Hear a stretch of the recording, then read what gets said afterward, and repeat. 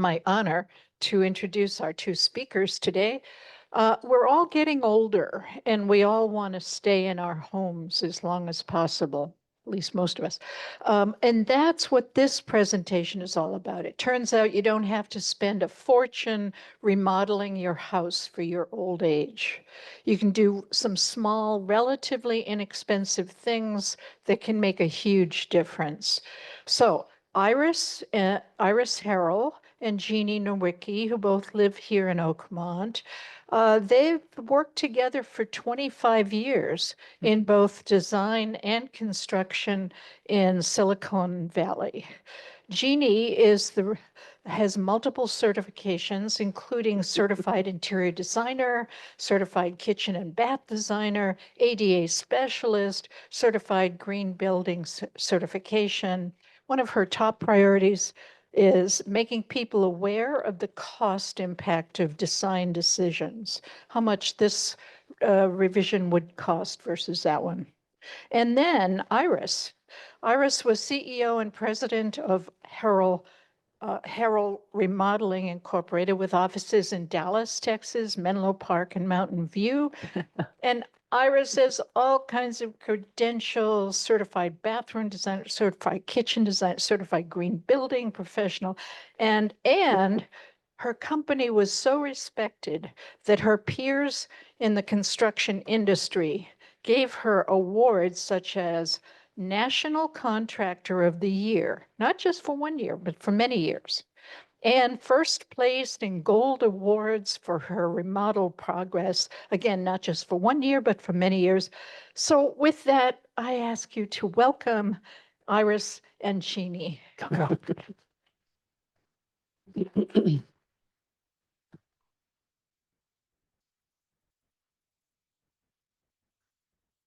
Good.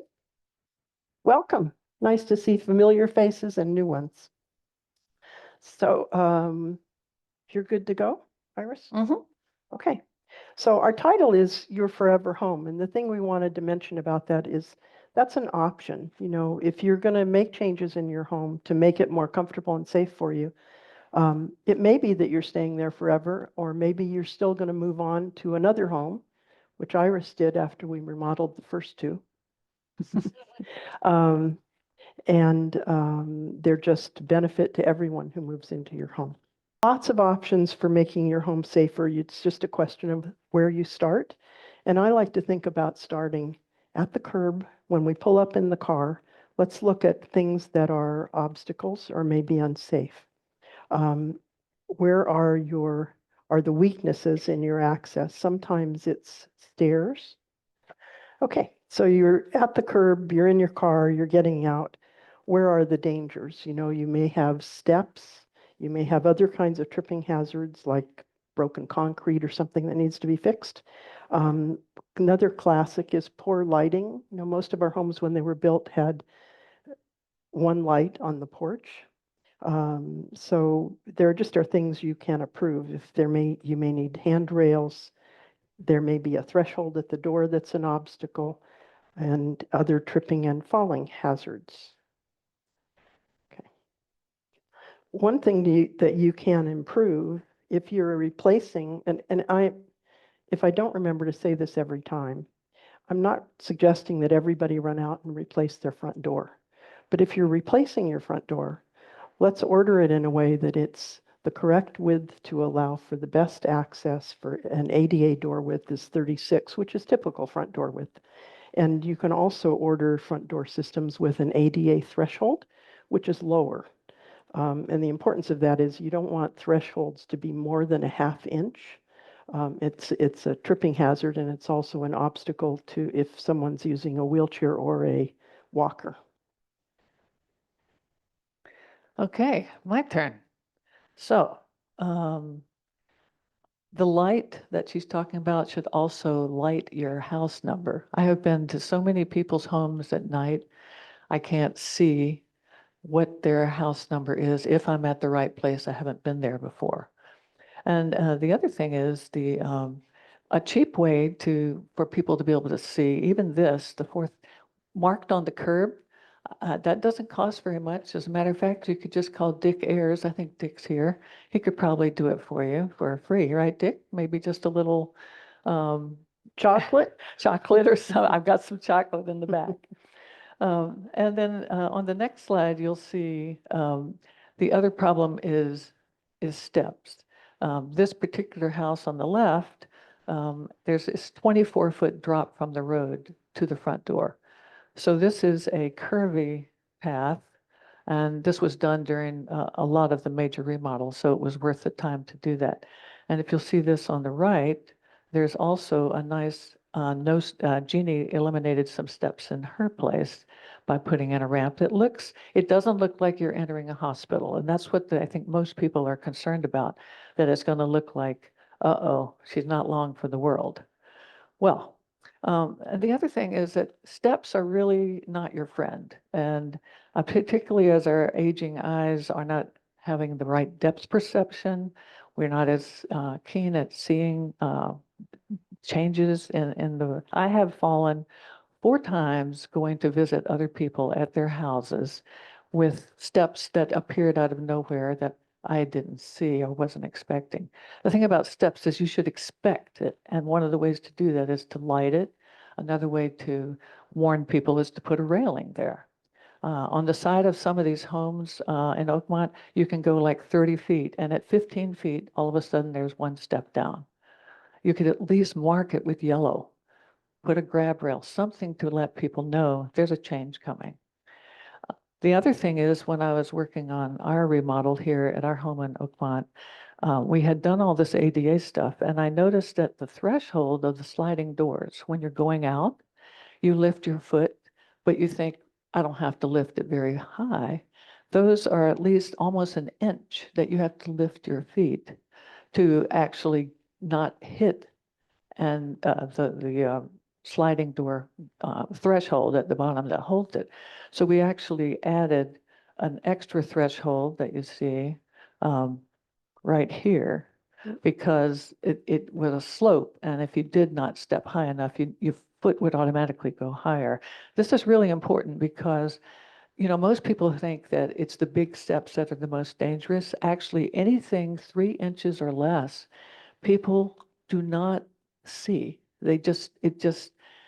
I think someone I know here fell right outside of Oakmont because of a lip, a burger here, because of a lip of the concrete that had lifted, maybe half an inch.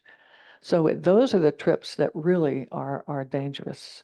That's why the city even pays for their sidewalks to go grind down the lifted concrete, because they don't want to be sued. And then also, Jeannie is going to tell you about handrails and ramps. All of a sudden, I thought you were going to tell them.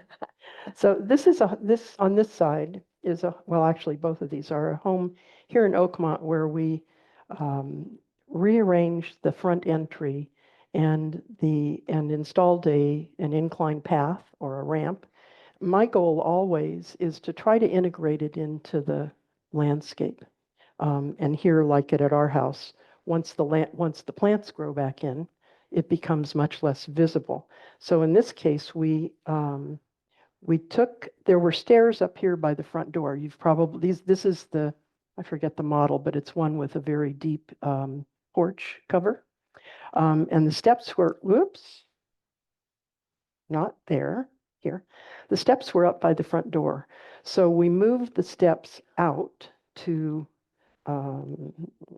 this area, and we put a ramp that runs alongside the house, which you can see over here, runs alongside the house and curves into a patio that was already there.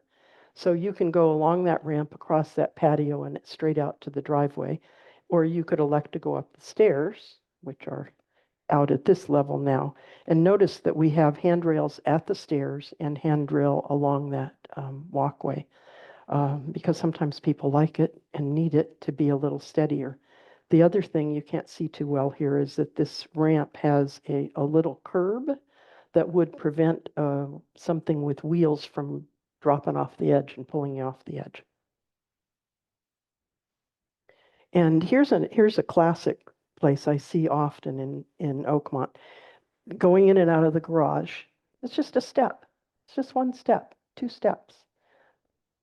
And then you've got a door in your way that has an automatic closer on it, and you've got your groceries in your hand and whatever. It's, these handrails that you can see in each of these examples are available from Amazon or Wayfair. They're pretty inexpensive and easily installed by a handyman. So it doesn't have to be a major investment, and it can be a major safety benefit. Let me see, this is still me.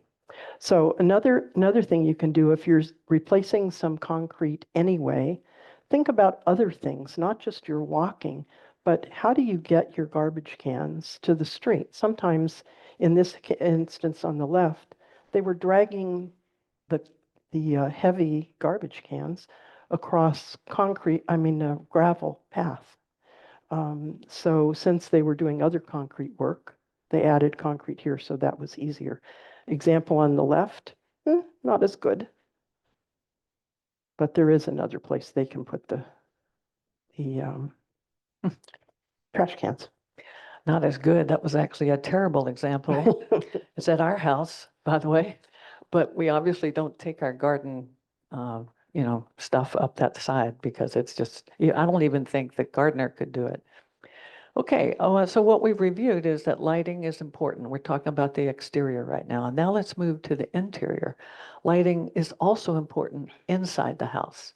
I went to do one of my first kitchen remodels many years ago, and I had to turn on a flashlight in the kitchen that they were remodeling. The lights were on, but I had to turn a flashlight on to be able to read and see what we were talking about. That's how most people don't realize how bad their lighting is until they get an example of good lighting. Now, you don't want to feel like you're in a prison cell where they've got a spotlight on you. You want to be able to control it. But at the same time, you must have, particularly you're using knives and chopping things and pounding things. It's really good to have good lighting.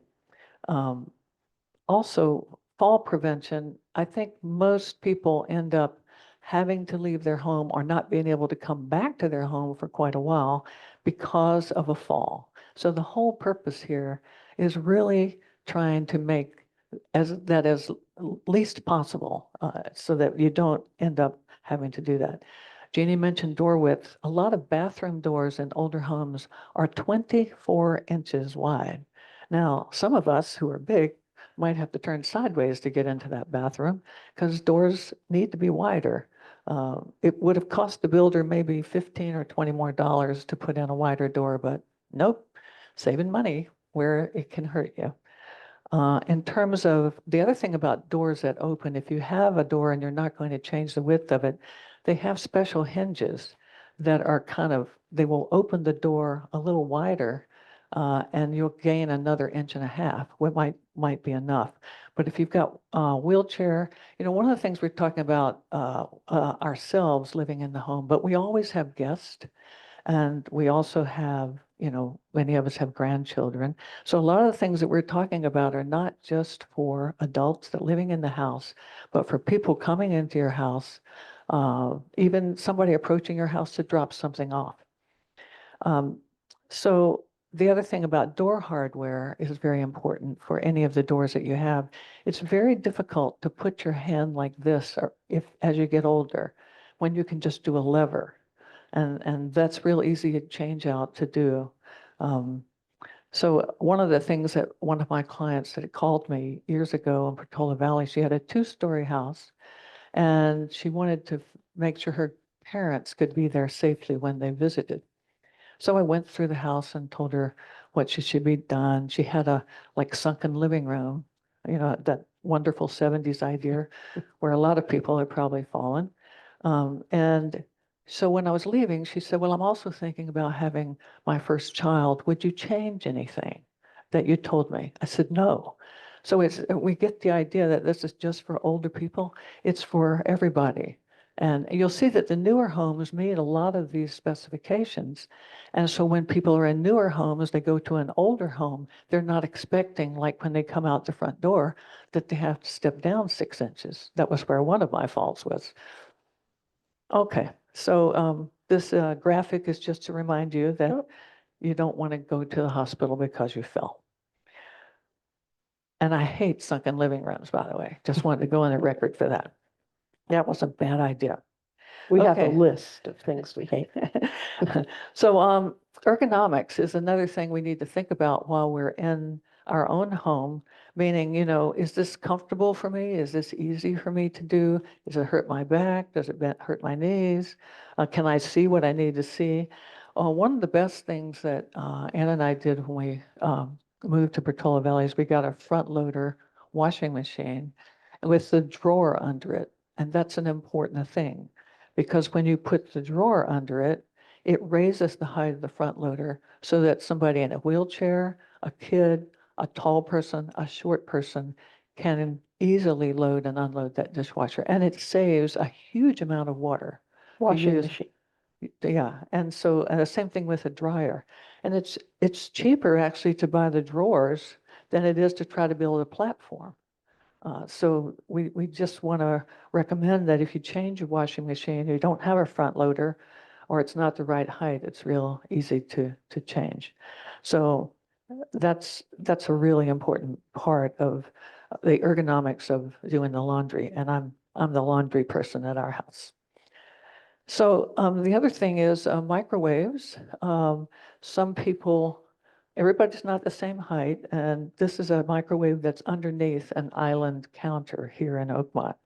And both of the people are somewhat shorter than I am, not overly short, but it's more comfortable for them. One of them has problems with her hands, so she really couldn't do something at this level.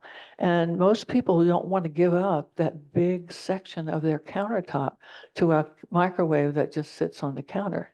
Because when you do that, you have to open that door, and if you have a plate in front of it, it's going to knock it over. So you have to have more counter space beside the microwave to put the plate. And countertop is the most precious thing that people have in a working kitchen. So I like to have my microwave higher. Ann and I are both taller, so that works well for us, but it wouldn't work for someone who had some problems with their hands or was shorter. You should not have the microwave above your being able to see what's in there, because you don't want to be doing this with something really hot, bringing it out and possibly spilling it on yourself. In terms of dishwashers, they have, smaller dishwashers that actually hold a lot. In this case, you see an upper dishwasher and a lower dishwasher. And Anne never uses the lower dishwasher because she's taller than I am, but the nice thing about the upper one is it will hold enough plates and pots and whatever you're going to put in for one day for two people, so that you don't have to bend down very far to pull out the dishes. I mean, if you get a regular dishwasher that's the full height, you have to bend down way down to get it. And that's troublesome over time, particularly with anybody has a weak backs. So let's talk about kitchen rollouts, Jeannie. Okay. I wanted to talk about the ergonomics of all of this a little bit. One of the things we do, designers just do it automatically when we go into a space, is look for the problems and see whether there's something that's an easy solution. And one of my favorites is putting rollouts in kitchens and bathrooms. When we moved into our home here in Oakmont, the kitchen layout was great, the materials were great. We were both happy because we weren't going to do another kitchen remodel. There wasn't a single rollout in the kitchen. So the first thing we did was have somebody come in and install rollouts. It's, if you think about, you move in and you get down on the floor and you put the stock pot in the back of the bottom, you probably won't take it out till you move out. So it's just such a pleasure to open a cabinet and see rollouts, and you can pull it and grab your pantry item, whatever it is, and roll it back in. So I'd encourage you, if you don't have rollouts, to think about it. It's not even a remodel. Sink depth is another thing that's important. Most sinks are about 8 or 9 inches deep and undermounted under material like granite or Corian. or something. That adds another little bit. So That's pretty good because most people can reach the bottom of that sink without doing this. If you get a sink that's 12 inches deep, 14 inches deep, every activity you do with that sink means you're bending over. And over time, it really does make a difference. Cabinet pulls instead of knobs, as Iris was mentioning, sometimes it's not that easy to do knob-related things. You don't have to turn it like a doorknob, but you do have to get your fingers on it. And the other thing I would suggest when you're selecting knobs or pulls is to see if your hand goes smoothly behind either one of them, because some of them are too tight to the door, so you have to do this little jewelry opening move. But if you do, What's if, that? yeah, oh, sorry, I'll tell you later. If you do pulls, it's just much easier to do. And one other thing about pulls, you've probably seen pulls that are open on the end. I call that the robe grabber, because or pants pocket. When you go by, you ripped your pants pocket. Let's see. Fire and burn safety. I'm sure you're all aware there's definitely a movement to get gas out of our homes and go to electric, but there is a safety reason to do it in the kitchen, in particular with the cooktop. So if you're thinking about replacing a cooktop, I would encourage you to look at induction cooktops. And the reason I bring it up is because an induction cooktop is electric, but it's different from the electric cooktop that we all have lived with for years. They are as responsive as gas, and you're not going to burn yourself on an induction cooktop because it might be warm to the touch, but the only thing that makes it hot is putting a magnetic pot on the top. And yes, you have to have pots that work with an induction cooktop.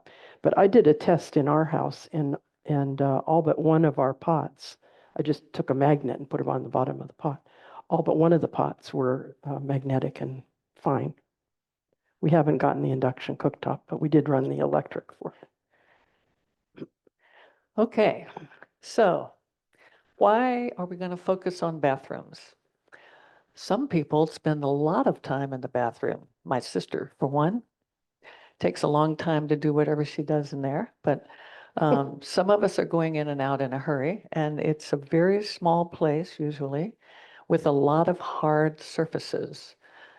So we want to tell you about features that could keep you from, and I'll show you that the number of accidents in bathrooms, it seems like more women get hurt in bathrooms than men.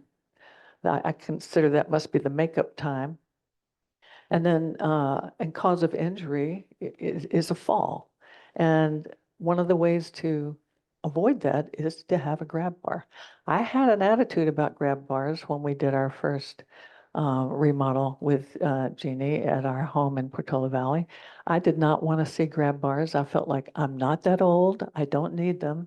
I took my first shower and I started skating from the soap. And fortunately, Jeannie knew this was going to happen, and she brought the grab bars that she had already ordered to put them in the next week. Not my first rodeo.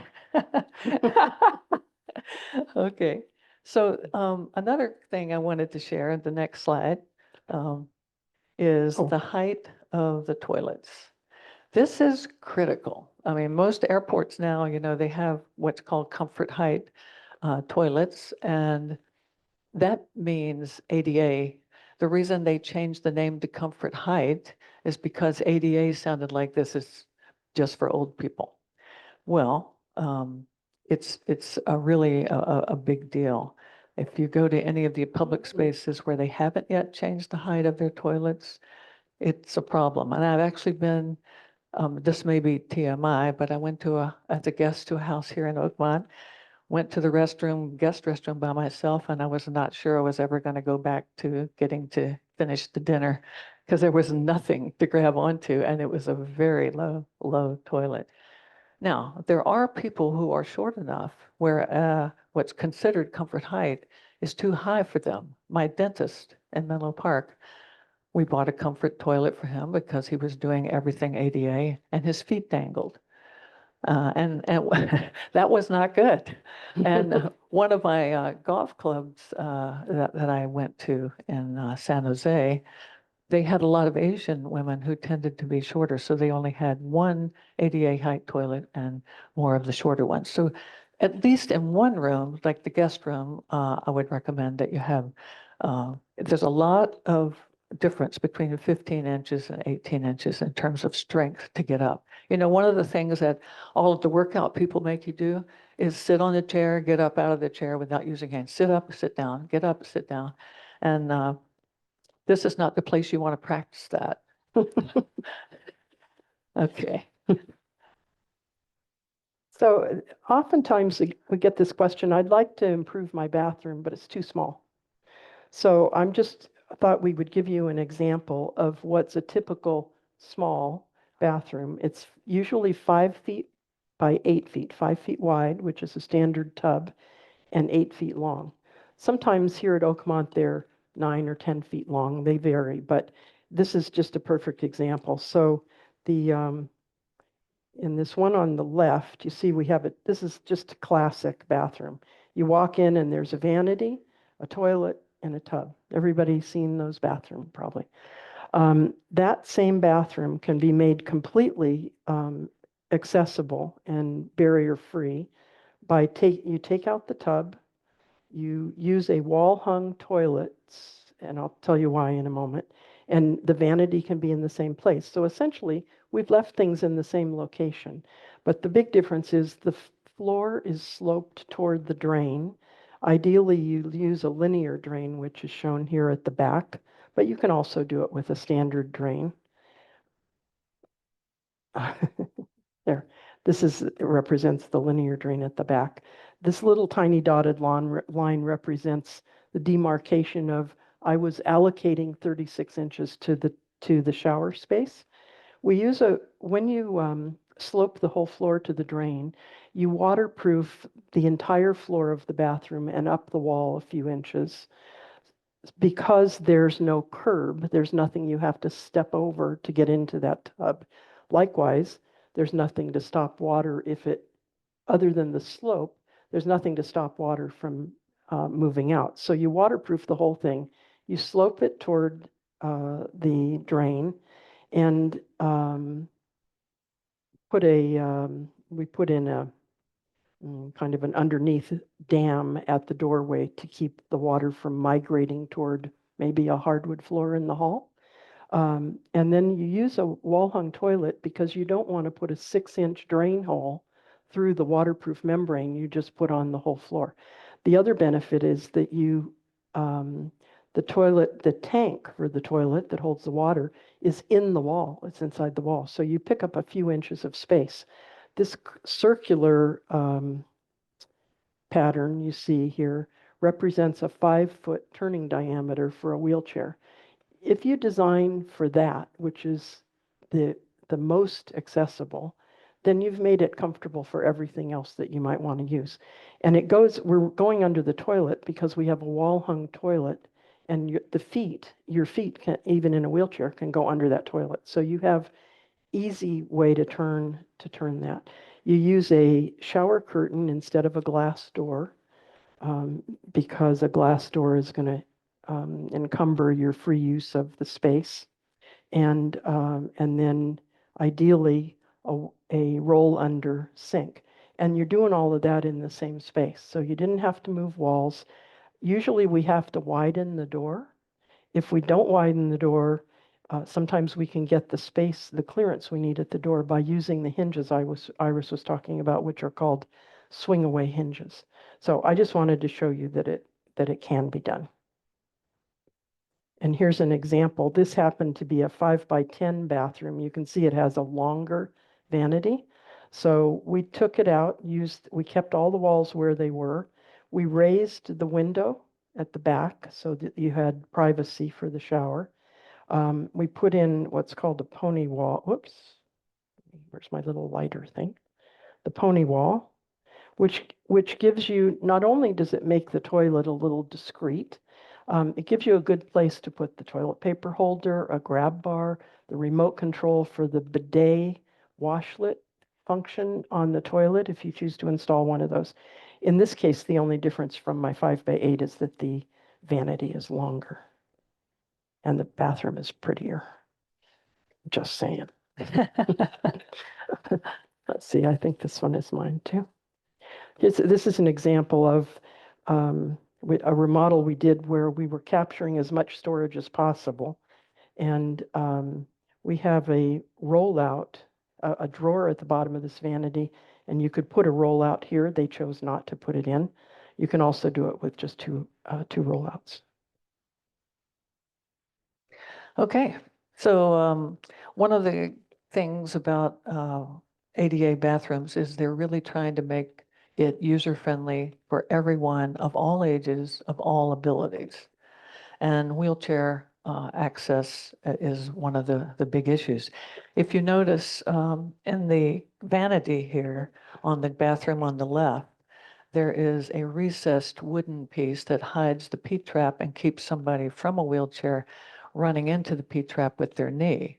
But it's also open at the bottom and it's about 6 inches from the back, so you can actually, a plumber can get down on the floor and adjust the shutoffs, and it's removable. But this is a really wonderful thing. We had one of our, a visitor came who was in a wheelchair, and she wanted to experience an ADA bathroom because they were going to do a remodel. And she was so excited when she was able to pull up in front of the vanity. It also looks nicer if you have an opening there. And on the right, you will see a curbless shower. And as Jeannie mentioned, you have to really waterproof up the side, maybe 6 inches, and all the way out to the door, entry door.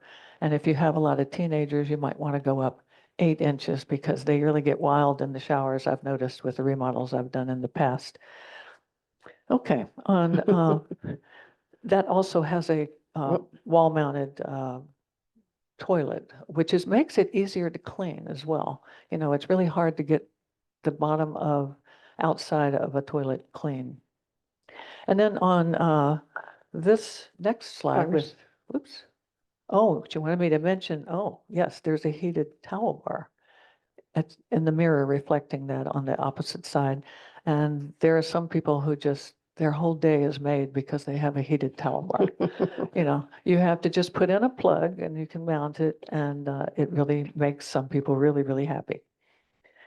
It also provides heat in the morning, you know, if you turn it on, the bathroom is all tile, it's not quite cold enough to turn on the heat in the house, but you're in the bathroom with no clothes on and it's all tile and it's cold. Okay, and then this is also a low curb shower pan that you're looking at. And that's less expensive. It's a prefab. At least it's not, 6 or 8 inches high. It's only like 2 or 3 inches high. But the best thing is the one on the right, which does cost more, obviously, where it's curbless. And there's also in this particular turquoise one, there's a recessed shower track. For those, there are some people who just hate to see anything mechanical. I mean, they'd rather not have a drain in their shower. I mean, that's how obsessive they are about it. The nice thing about the drains in the back of the shower at the very end, and you just slowly do the slant to get there. But the good thing about that is, the problem with the drain in the middle where you have to slope in 4 directions, if you lift your foot, do some soap, I mean, you're on an uneven surface, and it's really makes you feel like you've got a hangover or something. This slope is gentle enough that you don't really notice. The other thing that happens when we do these curbless showers is most of the floor tiles are bigger, like 8 by 8 or 10 by 10 or something. But when you get to the shower, you want smaller of the same color because you want to have more grout for your toes, depending on how much soap you put on your feet when you're showering, to kind of give you a little chance of grip before you have to grab for the grab bar. Okay. And here's another curbless shower. You'll see Grab bars are at the entrance, grab bars are at the back, Mhm. grab bars are by the shower head. And one of the things about curbless showers and grab bars, et cetera, one of the things that bothers me is the height of shower heads. In Virginia, where I grew up, every shower head was set at 7 feet high. They obviously had a lot of tall people in Virginia. In New Mexico, when I was there, they set the shower head at about 5 feet high. So it was, showering at your chest, trying to get down like this. And the great thing about the removable shower head and the adjustable height is it fits for all people, and that's why it's considered ADA accessible. And the other thing that is a danger in showers is being burned or freezing. When the shower valve, you'll see most older homes, the shower valve is directly under the shower head. So you kind of go like this, hoping that you're not going to get scalded or cold water or get your head wet when you're not ready. And so it's very easy to have the valve set before the shower head. It does cost a little bit more piping, but it's not a big deal when you're doing a new shower. And you'll notice that there are slab pieces on the curbless shower here. Yeah, on the seat there. It's good to have a seat, at least where you could put your foot up on it.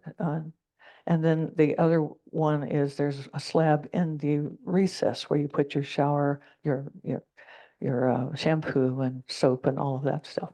So it really keeps you from being scalded or getting the shock of cold water. Okay. I wanted to review tripping hazards since I, in the last 10 years, have managed to fall twice, each with significant injury. One in my own home because I didn't move something out of the way, and one in a parking lot from a half-inch piece of concrete. So the things to think about when you look at your house are, do you have a clear path? Do you have extension cords? Do you have area rugs that are curled on the corner that you can catch your foot? If you're going to have area rugs, there's tape for every different type of flooring material to tape it down so that you don't do that. And just be mindful of it. The other common place we've talked about already is the bathroom, the shower, the soap on the floor. So just be mindful of that. Stairs, of course, are a concern. So be sure you have handrails. And then Iris's favorite, let's put a little tiny step stool in, but stand on top of it. I tried that. Yeah. Yeah. Okay.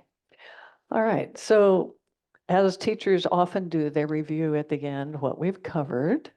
So, and There's then no test. So remember that we talked about the forever home features. It's really to put this so that if you want to have an option of staying in your current home as long as you're able, or forever till they take you out with your boots on, this is the concept of a forever home. And it will help not only you, but anybody who's in your house. So safety improvements you can make, or the low-hanging fruit is eliminate steps wherever possible. And if you can't do that, at least put a grab bar in. Create ADA exterior pathways so people can walk to your house without falling. You don't want to have so much extra insurance in case they do. Grab bars and handrails are really critical. And by the way, a towel bar is not a grab bar. Mm. And a grab bar is not a towel bar. If you put a towel on the grab bar, you might grab the towel instead of the bar. And if you grab the towel bar, it's going to come down with you because it's not installed in the same way. You want to improve your interior lighting and your exterior lighting. And there's a lot of great lighting out now. Some of it is just, you can put these solar ones right out by your sidewalk that don't have to have any wiring. There's a lot of new stuff going on in lighting that is much better than what we've had in the past. And at least change the front door for ADA width, if possible, and watch that threshold, that something less than 3 inches.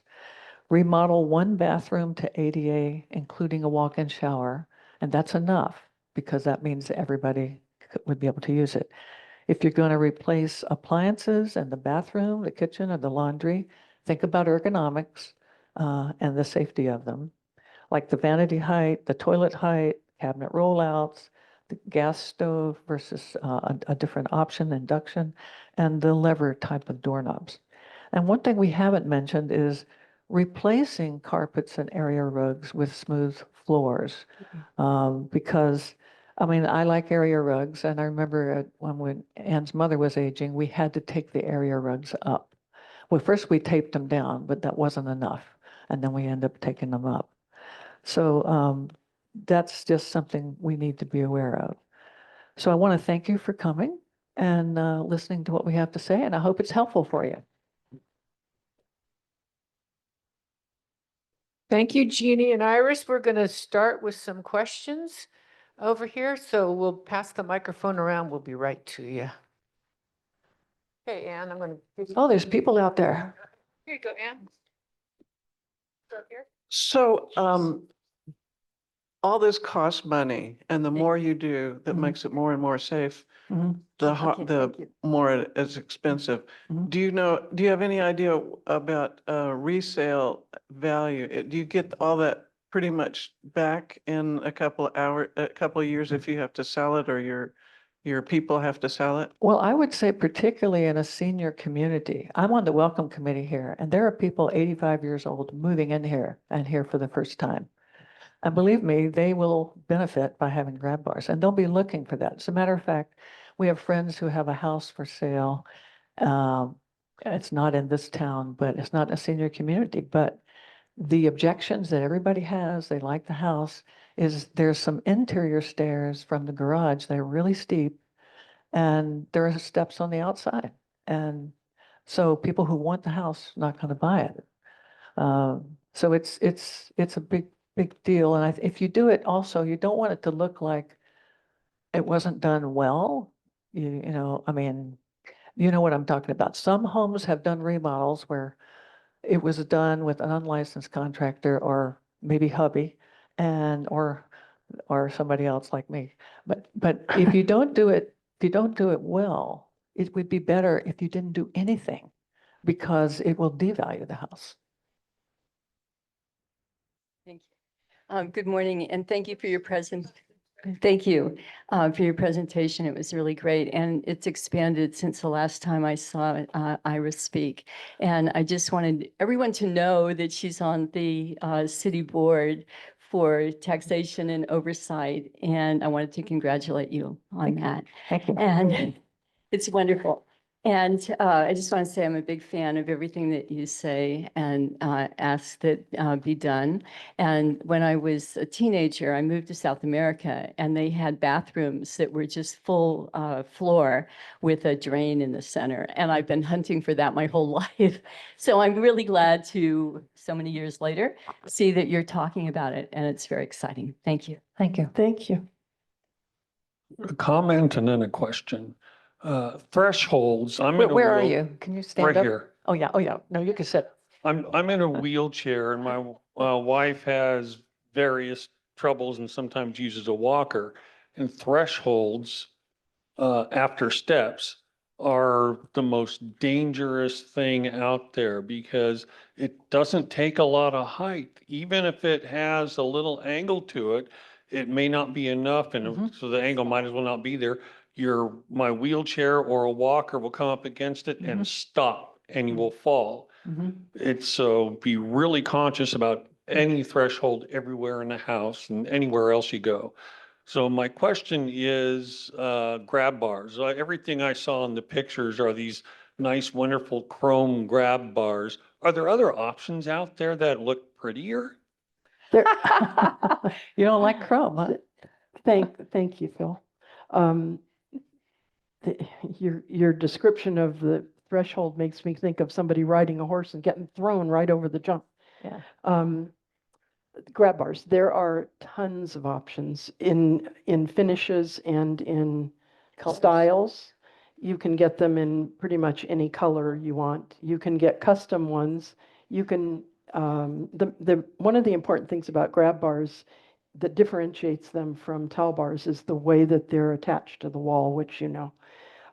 That you have to have backing inside, behind the sheetrock so that you've got purchase with the Wooden backing, screws. Yeah. Wood backing. wooden blocking.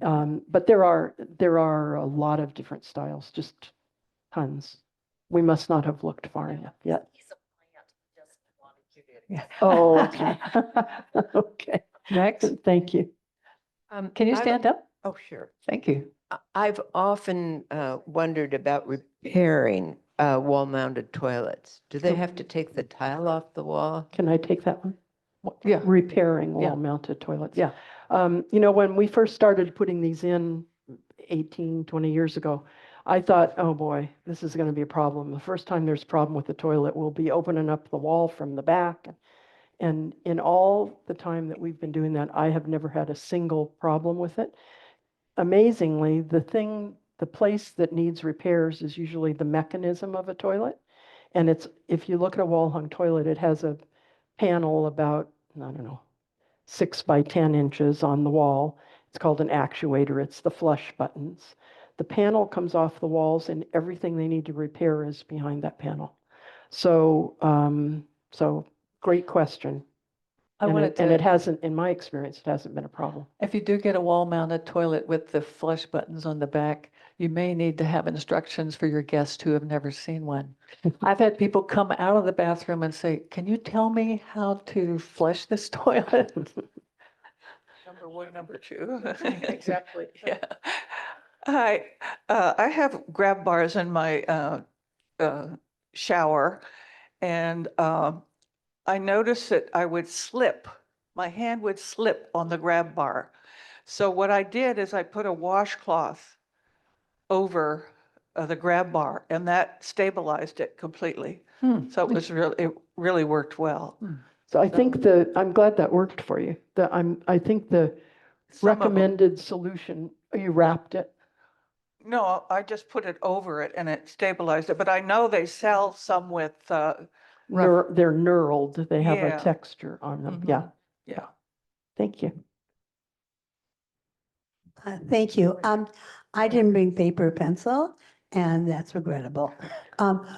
That last sheet that had the list, could you put that out maybe on the stage and I could take a picture of it? Oh, can you go Sure. back? Can you go back Yeah. one slide?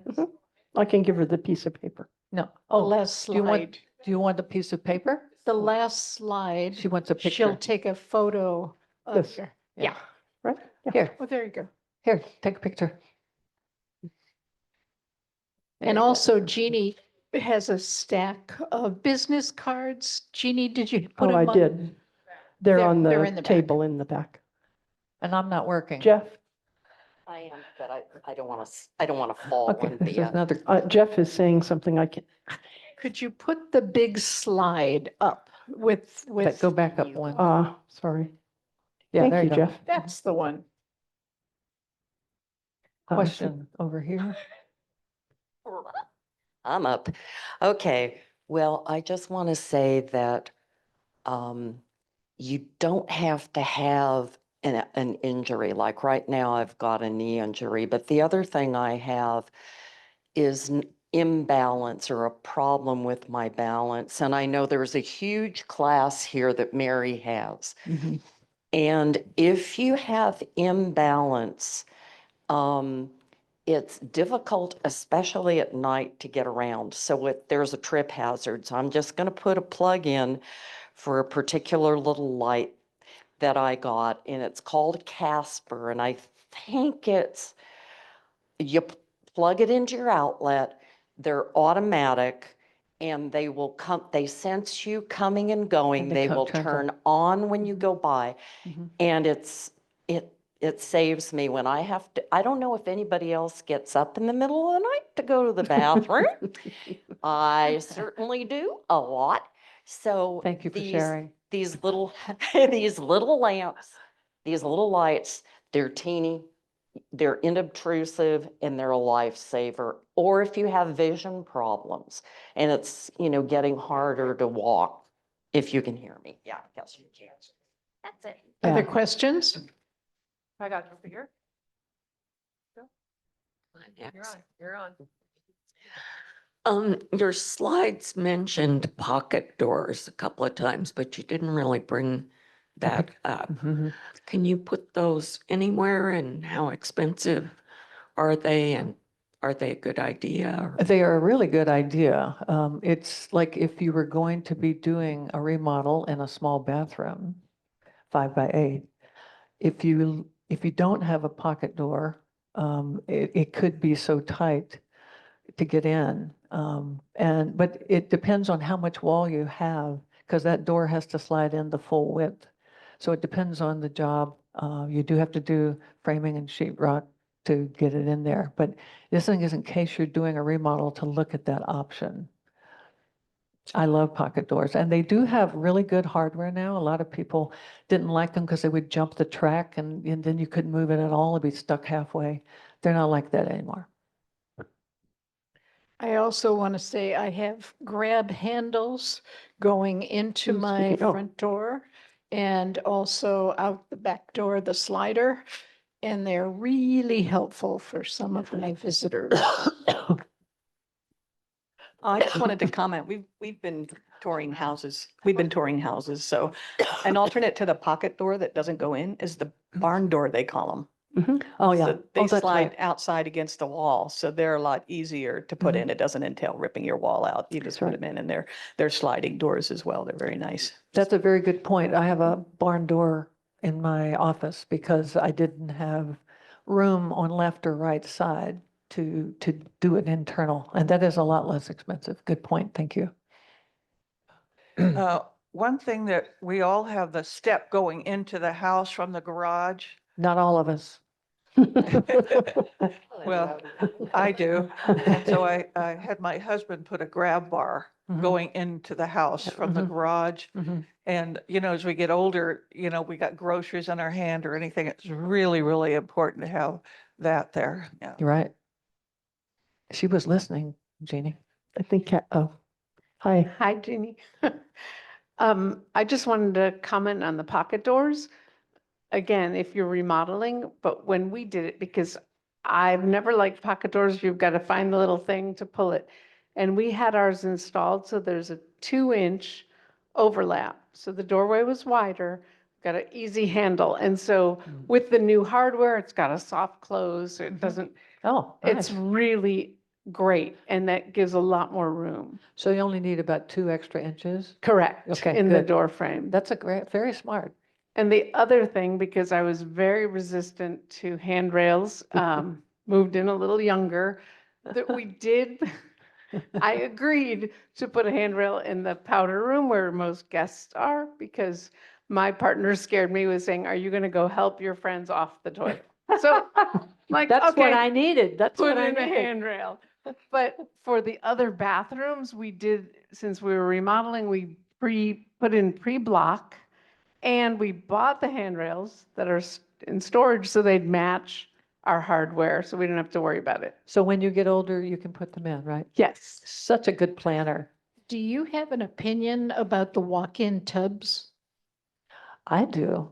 Even if you open the door, you get in, then you put the water in, and then you have to hope the plastic, valve is that when the door opens is not going to fail for flood damage. And then you have to get up out of the tub.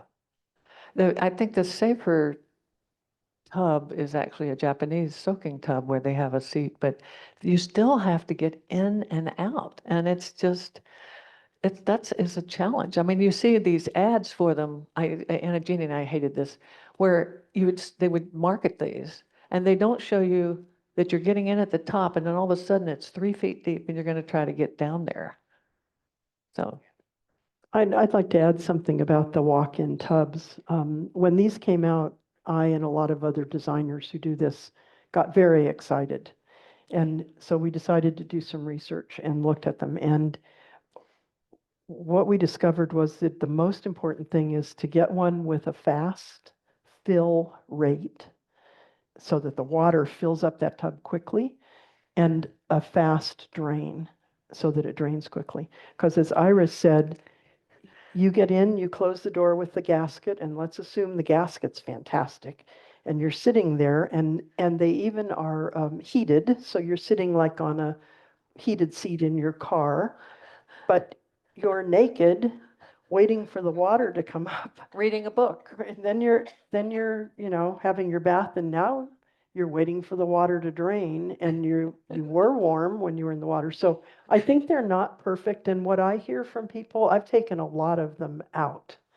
And what I hear from people is they thought it was a great idea, but they just didn't use it. So that's the only thing I can share with people. I mean, That's the same thing about tubs in general. Most people are not using tubs. Yeah. Even in some of the newer homes. Yeah, the water is expensive, that's right. That question here, you need a mic. I think Phil's Oh, sorry. on deck. On the step in the garage, my garage has 2 steps in it. And when I ended up in the wheelchair, the solution to that was I told my handyman, I want 4 feet of space at the top and I want 4 feet of space at the bottom. So I have a proper place in the wheelchair to open the door, close the door, get ready to get on the ramp or get off the ramp without crashing into a wall. And the in between, the pitch of the ramp is what it is. It turns out it's not quite ADA, but I don't care. It's in my house Yeah. and it does a great job. And that 4 feet at the top and bottom is really great. Don't sell yourself short on the space. You need it. That's right. I think it's important to know that there are guidelines for all these things, and it's a guideline, right? Sometimes you have to do Compromise. a compromise. You know, the guideline would say you need 5 feet at the top and the bottom. You make it work with 4, and it enabled you to have that ramp, because sometimes it's hard to get the length you need for an indoor ramp. Thanks, Phil. In a classic case where you have 13 steps up to get to a higher elevation, and there are some of those in Oakmont, how do you handle that? Inside? Outside? Oh. Well, in my house, what we did is we have this, we call it the skate ramp. It goes like this, and it doesn't quite meet ADA, but it's as close as we could get because we had a 24-foot drop. And in our situation, it was the steepness without steps. That's also a problem. So some way to find a ramp or have really good railings, maybe on both sides. Sometimes I think you have to think outside the box. And I've been in situations where I'm there with my clients trying to figure it out, and the concrete guy is the guy who figures it out. One instance I remember was that we went, instead of going to the front door, we went this way and around, and so we had more length to get the rise. I mean, it's a lot of rise you're talking about for sure. But we wound it around and up against the house, and we were able to get it. And some people just think railings in the front are going to look like a hospital. They can look very nice. And railings are really important, particularly when you have steps. This is a real estate question. If you don't, are you required to have 1 tub in your house to consider it a full bathroom, or can you have a shower instead? You don't have to have, you don't have to have a tub to be a full bathroom. It's just, you have to be able to shower. Hi, Whoops. I'm over on the side. Okay. I have a question about kitchen under cabinet lighting. Do you recommend the battery powered ones, or how do you get power to those lights? Ideally, I would have them wired, because I don't know about you guys, but I have an awful lot of things that I've thought were so great that I get to recharge them, and it's just adding more things. They have rechargeable ones. I guess that's what I'm saying is I don't think I would want to put the rechargeable ones in, because I don't want to have to run around and recharge all those. If I couldn't get wiring, I would probably use battery, because I think that's really valuable lighting, task lighting in a kitchen. Under cabinet lighting is really important on a kitchen counter. That's where you use the knife, right? Thank you for all these great questions. Wow. I wanted to say that I put in one of those showers that you showed. I put in one of those showers that you showed that had the lip on it when I moved in about 20 years ago. It's the best thing I ever did. Because, well, I like taking a shower, not a bath anyway. But shortly afterwards, I had a total hip replacement. And the therapist said, just hold on to the top frame, put your first leg and second leg in. And so that worked. And then I had a second hip replacement 8 weeks ago. Wow. So still doing the same thing, getting in and out of the shower. Yeah. And I yeah. just stood up. How about that? Good for you. And I also have pocket doors. And the house was built, I don't know, 40 or 50 years ago. And they're very narrow. So when I had the first hip surgery and I had a walker, I could not get into the bathroom unless I turned sideways and went like this. And I thought, well, this house was built in a senior community. Right. In Yeah. theory, seniors would live in it. So I thought.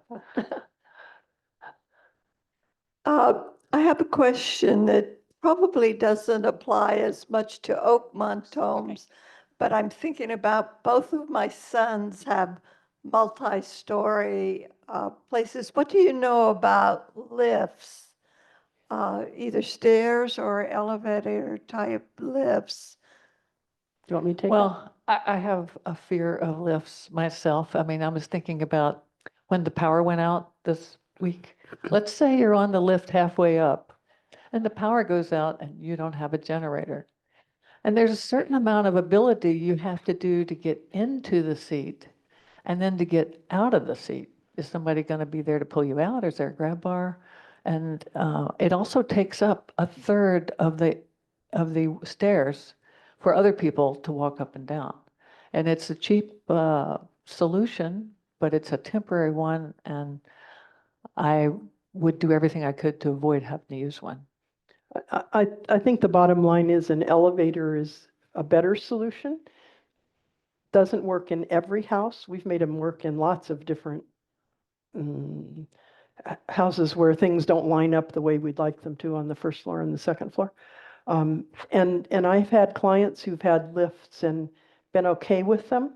And sometimes it's the thing you can do. Yeah, I think it depends on how strong that person is, at least, with their arms and their balance. We've got somebody in the middle here who is so patient. I was just making sure she was done. I just wanted to give people an idea that I agree with you about the elevator versus the lifts for the same reasons. But if you're thinking of ramps, the ADA requirement is for every inch of height, it's 1 foot length of ramp. So if you have a 6-inch step, you need a 6-foot ramp. And that is made for manual wheelchairs. So not officially, you can cheat a little bit one way or the other, but if it's too steep, someone in a manual wheelchair who doesn't have the grip strength will not be able to control the speed of the chair and they'll be zipping off into the neighborhood. So you can imagine, like, they're talking about the house with the 24 feet elevation, and you look at the ramp and it snakes around the house. That's part of the reason. Part of it's just for simple walking, but the other part is if it's too steep, you can't roll a chair on it. And if somebody's pushing you and it's too steep, it can get away from you. You're holding it in a grip, and they'll just slide out of your hand. So at least it gives you an idea. If you're looking at your house going, oh, I want a ramp, then that's why in the pictures, a lot of the ramps, they look cool too, but the ramps are curving or twisting or things like that. It's right, very it's to hard. accommodate the slope. Yeah. That's absolutely right. It's 1 inch per foot exterior, and it's 1/4 inch per foot in a bathroom. Are there any other questions? That may have been our last